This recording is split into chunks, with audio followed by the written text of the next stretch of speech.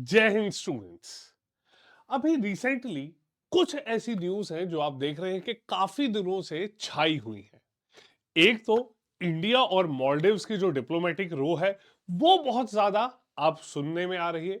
और दूसरा, हमारे देश के अंदर से ही सुप्रीम कोर्ट के द्वारा अभी जो एक संज्ञान लिया गया बिल्किस बानो रेप केस के एक्यूज्ड को जो रेमिशन दिया गया था गुजरात गवर्नमेंट के द्वारा, उसे उन्होंने नलिफाई करते हुए उनके सेंटेंस को अब यहां पर अपहोल्ड करने का निर्णय ले लिया है। अब यहां पर सवाल यह उठता है कि यह जो डिसीजन लिया गया है यह कितना सही है, और इससे पहले जो सरकार के द्वारा डिसीजन लिया गया था वो कितना गलत है। तो अभी रिसेंटली आप ये देख सकते हैं कि बिल्किस बानो रेप केस के जो एक्यूज थे, उन्हें 2022 में गुजरात गवर्नमेंट ने उनके लाइफ इंप्रिजनमेंट को रेमिट कर दिया था और उन्हें रिहा कर दिया गया था।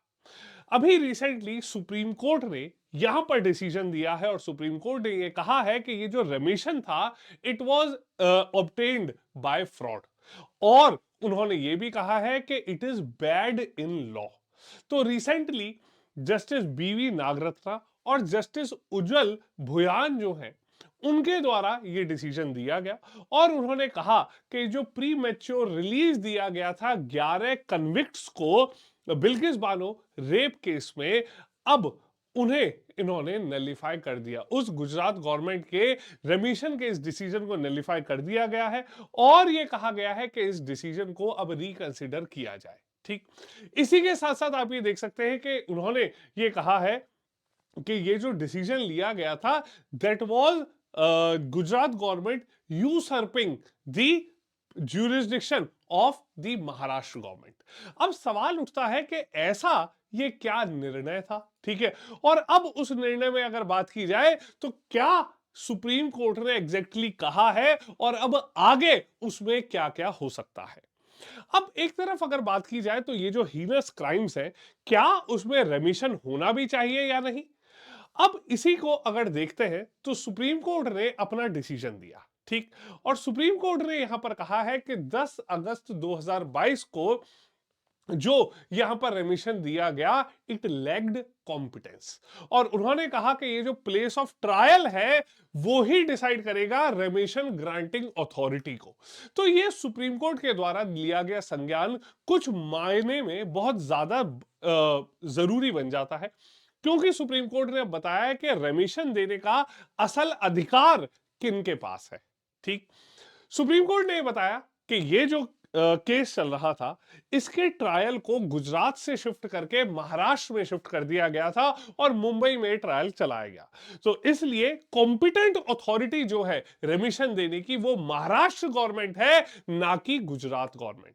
उन्होंने यहां पर साथ ही यह भी बताया कि ये जो रेमिशन की पावर है ये प्लेस ऑफ क्राइम या प्लेस ऑफ इंप्रिजनमेंट पर नहीं बल्कि प्लेस ऑफ ट्रायल पर डिपेंड करती है। गुजरात गवर्नमेंट के ऊपर उन्होंने कहा कि गुजरात गवर्नमेंट जो रही वो काफी कॉम्प्लिसिट रही यहां पर डिसीजन देने में, और यहां पर उनके द्वारा द्वारा जो डिसीजन दिया गया वो उनके अधिकार क्षेत्र में नहीं था और उन्होंने महाराष्ट्र सरकार के अधिकार क्षेत्र के ऊपर कब्जा किया गया। सुप्रीम कोर्ट ने कहा कि 13 मई 2022 को ये जो यहां पर डिसीजन लिया गया it was obtained by fraud और उसे नलिफाई कर दिया गया। इसी के साथ साथ उन्होंने कहा कि ये जो रेमिशन के ऑर्डर दिए गए इसमें किसी भी प्रकार का जो रीजन था वो नहीं था, और ये एक प्रकार से जो डिसीजन लिया गया उसमें गुजरात सरकार ने जो ट्रायल कोर्ट था उससे कंसल्ट नहीं किया, जो उसके प्रिजाइडिंग जज थे उनसे किसी भी प्रकार से कंसल्ट नहीं किया गया। अब आगे क्या होने वाला है, तो यहां पर जो कन्विक्ट्स है उन्हें बोल दिया गया है कि उन्हें 2 हफ्ते के अंदर within next 2 weeks they have to surrender before the authority. ठीक है, उन्हें सरेंडर करना पड़ेगा। इसके अलावा रेमिशन के ऊपर अब पुनर्विचार किया जाएगा महाराष्ट्र सरकार के द्वारा, और अगर रेमिशन दिया जाता है मतलब उनकी जो लाइफ इंप्रिजनमेंट की सजा है अगर उसे कम किया जाता है तो इसके साथ साथ कोई रीजन अब यहां पर जोड़कर दिया जाना जरूरी है। जो ट्रायल कोर्ट है उसके रिकॉर्ड भेजे जाएंगे डिस्ट्रिक्ट जज को और डिस्ट्रिक्ट जज जब यहां पर अपना ओपिनियन देंगे।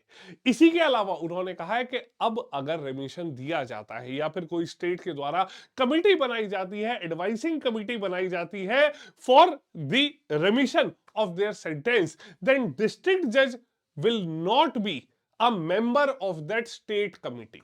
क्लियर? तो इन सभी डिसीजन के बीच आप ये देख सकते हैं कि किस प्रकार से सुप्रीम कोर्ट ने संज्ञान लेते हुए ये जो प्री मैच्योर रिलीज दिया गया था, लाइफ इंप्रिजनमेंट के सेंटेंस का रिमिशन किया गया था गुजरात गवर्नमेंट के द्वारा, उसकी संवैधानिकता सुप्रीम कोर्ट के द्वारा तय कर दी गई है। तो आप भी वीडियो के कमेंट सेक्शन में बताइए कि ये जो डिसीजन लिया गया है ये क्या सही है। इसके अलावा आप ये भी बताइए कि हीनस क्राइम्स में रेमिशन, रिस्पाइट या पार्डनिंग की जो पावर्स दी जाती है, क्या वो लागू होनी चाहिए या नहीं। इसी के साथ साथ ऐसी और न्यूज जानते रहने के लिए हमारे साथ जुड़िए एम्बाइब डिफेंस के यूट्यूब चैनल पर, जहां पर आपको ये सभी न्यूज एक बहुत ही रैशनल और अपॉलिटिकल तरीके से समझाने में हमारी पूरी टीम आपकी हेल्प करेगी। तो इस चैनल को सब्सक्राइब कीजिए, बेल आइकन को प्रेस कीजिए और यहां पर सभी वीडियोस को देखना मत भूलिएगा। So will see you all in the next session. जय हिंद।